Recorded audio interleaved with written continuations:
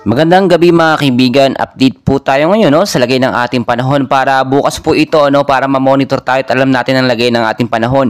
Pero bago tayo magpatuloy, pa-like and subscribe po muna and pa-hit po ng notification bell. Maraming salamat po. Ngayon gabi ng Sabado mga kaibigan ay apektado tayo ng easterlies. Nakita nyo naman po kaninang hapon ay talagang malawak ang pag-ulan sa ilang bahagi po yan ng eastern section ng ating bansa. Especially dyan sa may ilang bahagi ng Metro Manila, sa may Luzon, Visayas at Mindanao. Wala pa rin naman po tayong bagyong binabantayan sa loob at labas ng Philippine Area of Responsibility. Pero patuloy pa rin po tayo nakakaranas ng bigla ang pag-uulan. Madalas po yan tuwing hapon.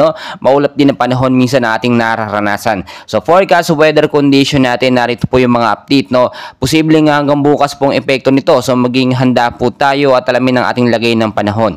Sa area ng Davao Region, maulap po na panahon ang mararanasan.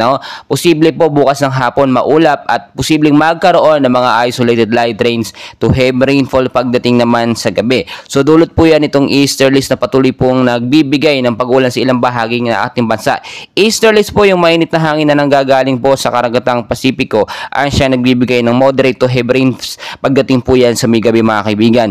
Sa area po ng Caraga, Eastern Visayas, Bicol Region, Aurora at Quezon, maulap din po na panahon ng posibleng maranasan sa may bandang hapon. Pero asahan natin sa umaga hanggang tanghali, medyo maalinsangan ng hangin dahil na rin po yan dito sa banta po ng easterlies. So sa ilang bahagi ng ating bansa mga kaibigan, dito sa may Metro Manila, kasama ilang bahagi ng ating bansa, maulap pa rin po na kalangitan ang mararanasan dyan pagdating sa hapon. So hindi dahil sa easterlies, ito po ay dulot nitong localized thunderstorm na nagbibigay ng maulap at maulan na panahon madalas tuwing hapon at minsan umaabot pa hanggang sa gabi yung pag-ulan. Tulad ng aking pinapaalala mga kaibigan, papasok na po ang buwan ng Hunyo, at ito po yung rainy season na inaabangan ng karamihan po sa atin.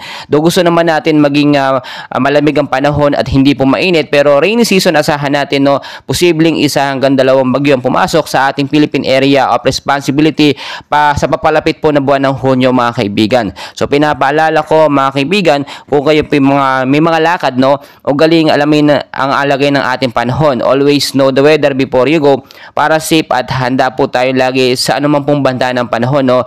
May bagyo man po yan, easterlies, kainit po yan, update ko po kayo sa ating kaganapan. So please mga kaibigan, huwag kalimutan mag-like and subscribe for more weather updates. Maraming salamat.